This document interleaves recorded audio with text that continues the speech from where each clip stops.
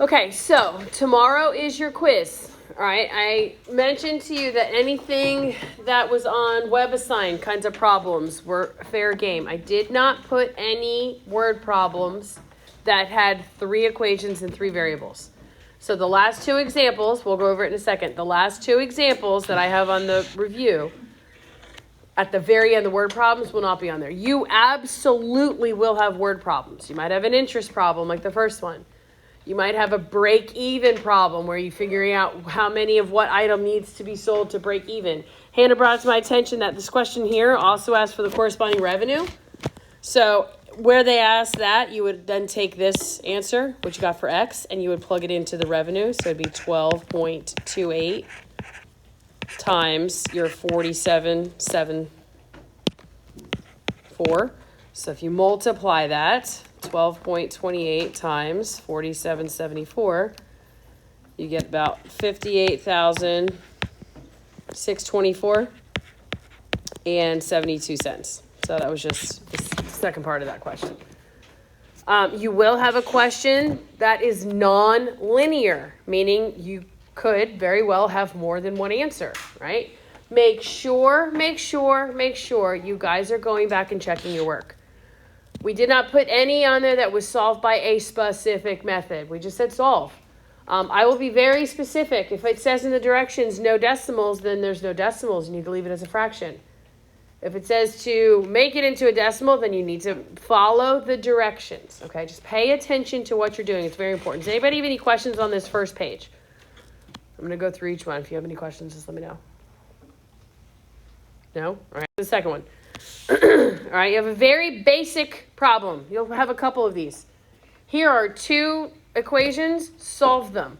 Solve by substitution. Solve by elimination. Understand the difference here, guys. Look at this. This is an infinite many solution. Look at what the answer looks like. 0, 0, and the other side of the equal sign is a 0. If you come out, say you have something like this. This is after I've multiplied, both equations by whatever to get the coefficients to be the same. So this cancels, and I have equals 17. What kind of a solution is that? That's no solution. Do you guys visibly see the difference when you algebraically work this out as an infinite many and no solution? Infinite many, everything will cancel out. You have zeros on both sides. No solution will result in an untrue mathematical statement. Now, guys, understand, say this is an 8-point question.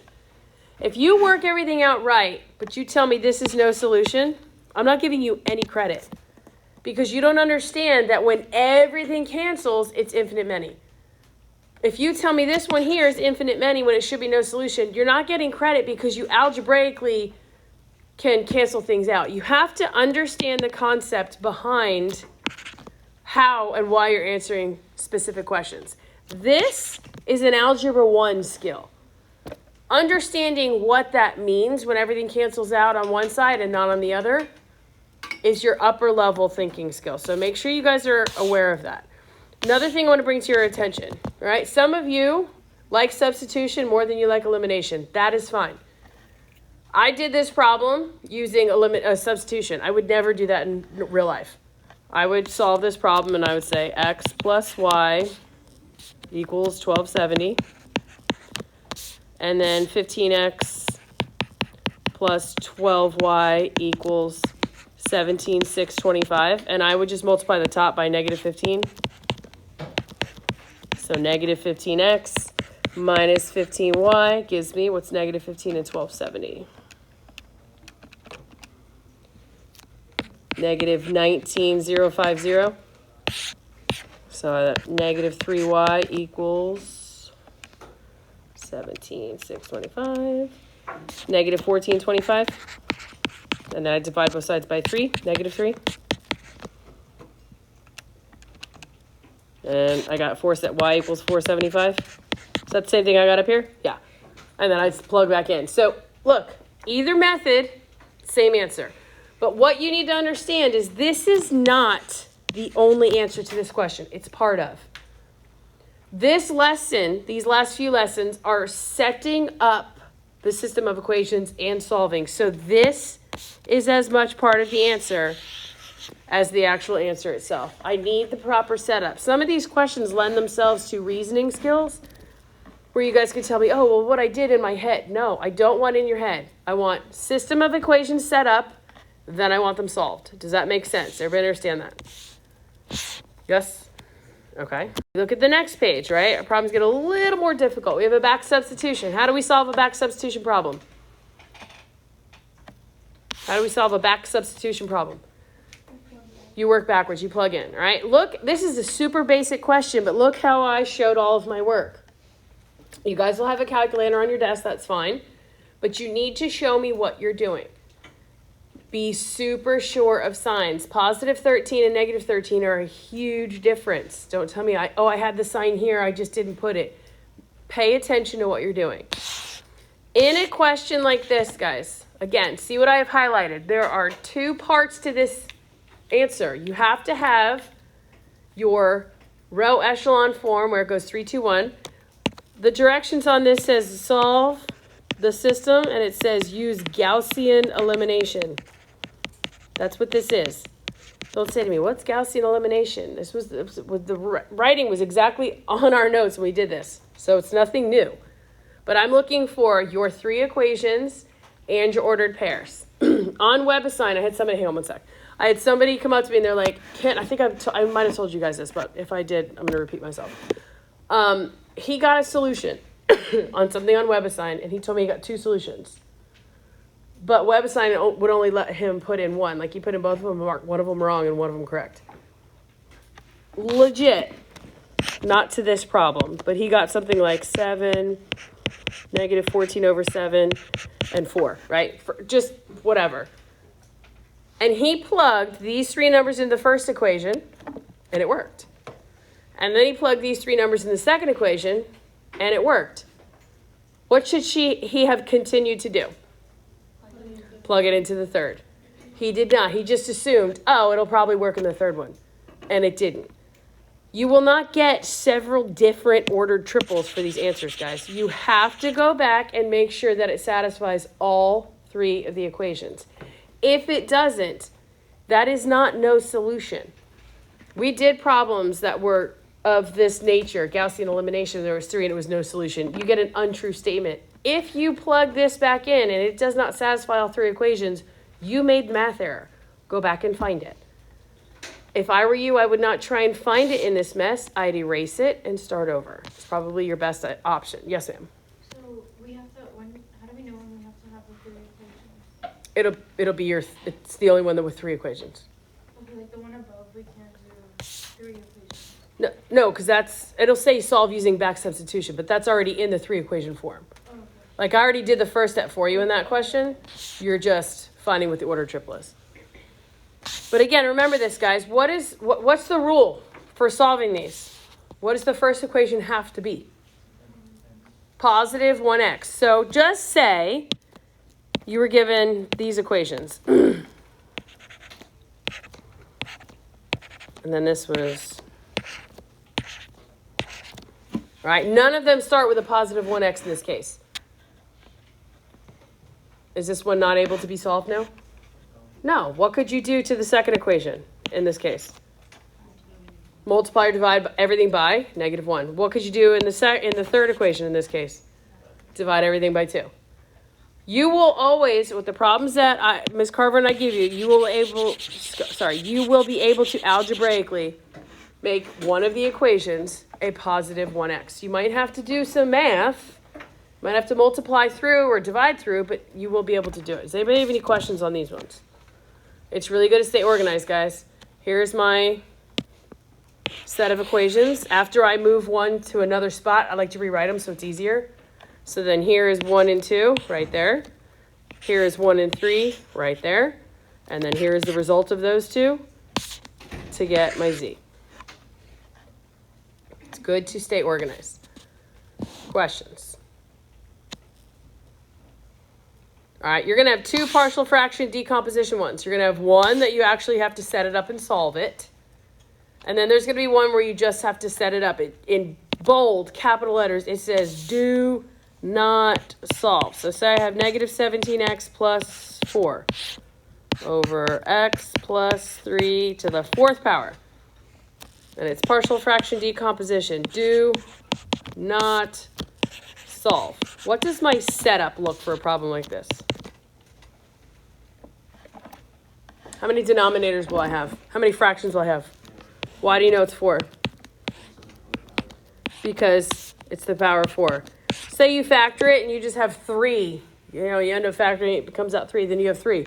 So my first denominator here would be x plus 3. What's my second denominator? X plus 3 squared. What's my third denominator? Good. What's my fourth denominator? To the 4th, all right? What are my letters? A, B, C, and D. That's all. If it says do not solve, it's just looking for the setup. Just set the problem up, and then you will have one where you actually do have to solve. When you are solving with the partial fraction decomposition, remember the first thing we do is factor the denominator. And then I always take it one step further and I say, okay, let me just go ahead and solve so I know exactly what I'm going to use to evaluate. And then once you come down here to evaluate, guys, notice in this case, the B canceled out. In this case, the A canceled out. Every single time something should cancel out. You should be left with just one variable. If you have 3 denominators, then 2 of them should cancel out. But you should only be left with 1 because you're solving for one specific variable. Thank you. Sure, no problem. And then notice again, I had a denominator with my A term and my B term. Don't leave it like that. Bring that denominator down into the denominator of the bottom. Don't leave a fraction on top of a fraction. If you want to multiply this through, you can, but you don't have to. You can just leave it. That's fine. Yeah. If the formula was to be a no, don't solve for that one, would we have like the parentheses on the top, or I would just have No. like, the A and B like that? Just if this one was a do not solve, it would be just like this. Without the X, Yeah. Y, Z. Yeah. You're just setting it up. What is the 11 in the denominator? We don't have to distribute it? No. Oh. If you do, it's not wrong, but you don't have to. Anybody else have any questions on this page? Yep. If you have a fraction as like negative 5 over 11, Mhm. that whole thing, do you have to move the negative over and change it to a subtraction, or is it fine? You can if you want. Like if you have, just say you had 7 over x plus 3 minus or plus a negative 5 over x minus 1, right? You guys are fine with leaving it like that. I'm fine. If you write it as 7 over x plus 3 minus 5 over x minus 1, that's fine as well. If you write it as negative 5 over x minus 1 plus 7 over x minus plus 3, that's fine as well. As long as your signs are correct, in all 3 of these cases, this fraction is negative, correct?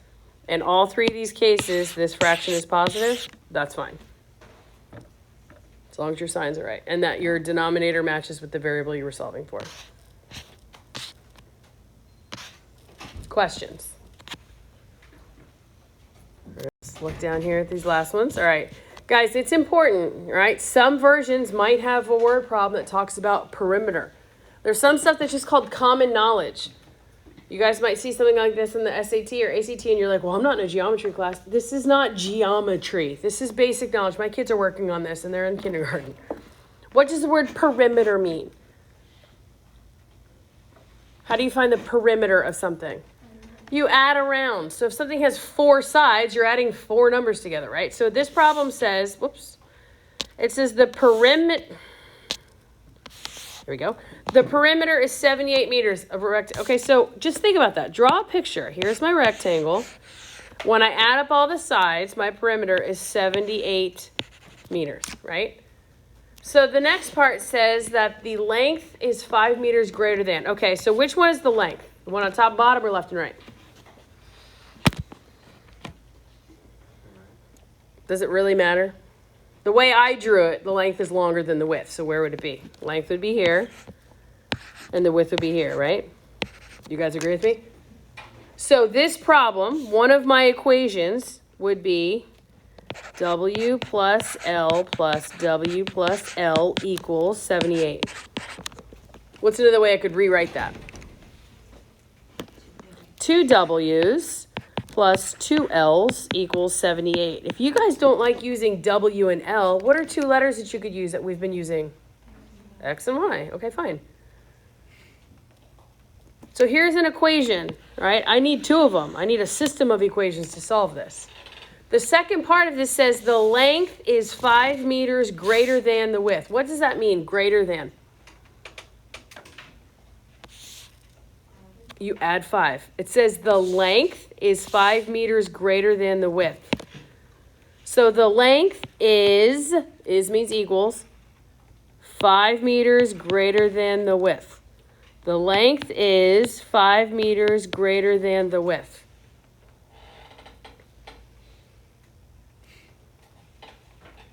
What is this set up for me to do?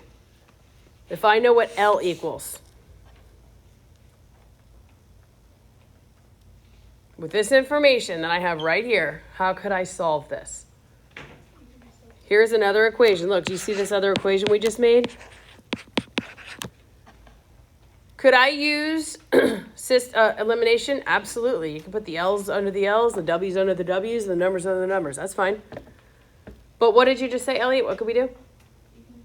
I could take this and put it right there, can't I? So 2W plus 2 times, instead of L, I have 5 plus W equals 78. And then you solve. Whatever you find W, you plug it back in to find what? L. If you want to change everything to X's and Y's, guys, do that. Make X the length, Y the width, whatever. If something says, like in this next one here, it says the width is 50 centimeters less than. If something is 50 centimeters less than, it's minus 50. If it said triple, if something was triple the length, what does that word mean? Triple. Times 3. If it said double, times 2. If it said twice, also times 2. All right, you guys, you know all those math words. If you're not comfortable with the W's and the L's or something like that, change everything to X and Y. That's totally fine. Another thing I want to bring to your attention, say you have a problem like this.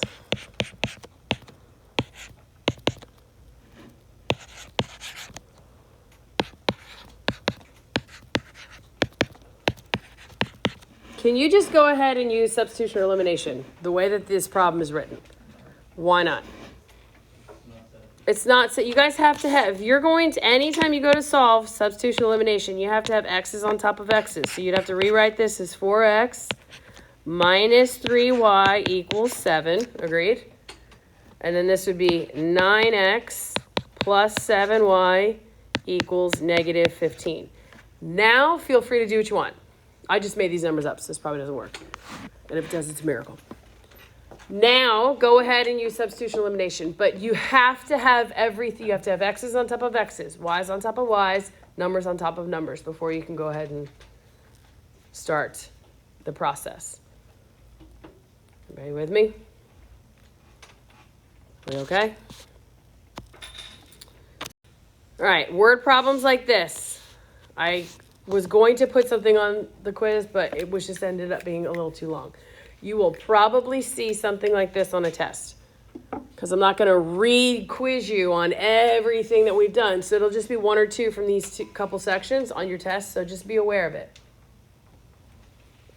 This is the same kind of interest problem that we did at the beginning.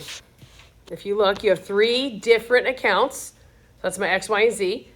And that is my $775,000 that I put in. Then I have my 3 accounts and my 3 interest rates. Interest with interest with interest. The last equation is just one additional piece. The last equation, it says the amount borrowed at 6%. Well, what variable did we use for 6%? Which variable is 6%? X, that's what I chose. You could have done whatever. But the amount at 6% is 4 times the amount at 8%. So the 6% amount was X, the 8% amount was Z. 4 times that would be 4 times Z. And then you do your manipulation. Again, that's not going to be on the quiz tomorrow. I just want you guys to see that. Same thing with the golf course problem. It's on the next page. You got 18 holes. So you have a par 3, par 4, par 5. That equals our 18 holes. A par 3 should take 3 strokes to get it. Par 4, you should take 4. Par 5 is 5. For a total of 72 strokes. God bless you. The last equation is the one that says there's twice as many par 5s, you know, whatever. I don't know exactly what the wording was because it's on the previous page. But just understand that any of the word problems we're talking about, if you're talking about food, if you're talking about adult tickets versus children's tickets, if you're talking about hamburgers and French fries, we're talking about 2 different variables. Every single time, make it X and Y. To help yourself out a little bit, right? X is standing for whatever. Y is standing for whatever. Because I am looking for the equations, how you set them up, and I'm also looking for your answers. Everyone understand? Does anyone have any questions? Yeah? No? No? Okay.